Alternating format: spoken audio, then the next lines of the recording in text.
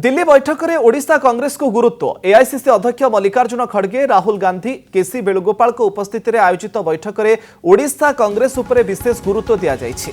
बैठक में संगठन और जिला संगठन किपरि मजबूत हेब से नहीं गुरुत्वपूर्ण परामर्श देइछन्ति राहुल गांधी।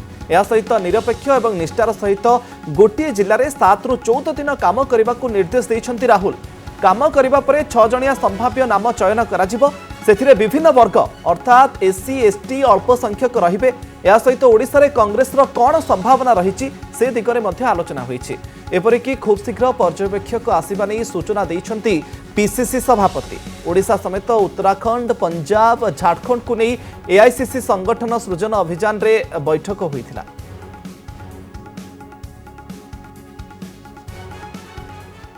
आज उत्तराखंड, पंजाब, झारखंड एवं ओडिशा को लेके आज संगठन सृजन मीटिंग एआईसीसी करथिला।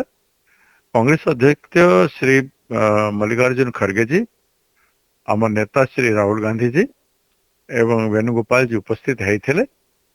राहुल गांधी जी संगठन सृजन महत्व को एवं जिला संगठन को, बूथ संगठन को मजबूत करने अनेक उपदेश देते, अनेक गाइडलाइन देते एवं निरपेक्ष भाव में कौन सी प्रकार प्रभाव न आसी डेडिकेशन सहित गोटे जिले में 7 ରୁ 14 दिन मिनिमम काम करी केमती चयन करेंगे निरपेक्ष लोक। 6 जन चॉइस नंबर 1 टू नहीं 6 पर्यंत 6 जनकर नाम जीव, जो एससी एसटी ओबीसी माइनॉरिटी आदि होकरी महिला एमान को केमती गुरुत्व दिया से कथा उपरे खड़गे जी, राहुल जी, वेणुगोपाल जी एम्फसाइज करते।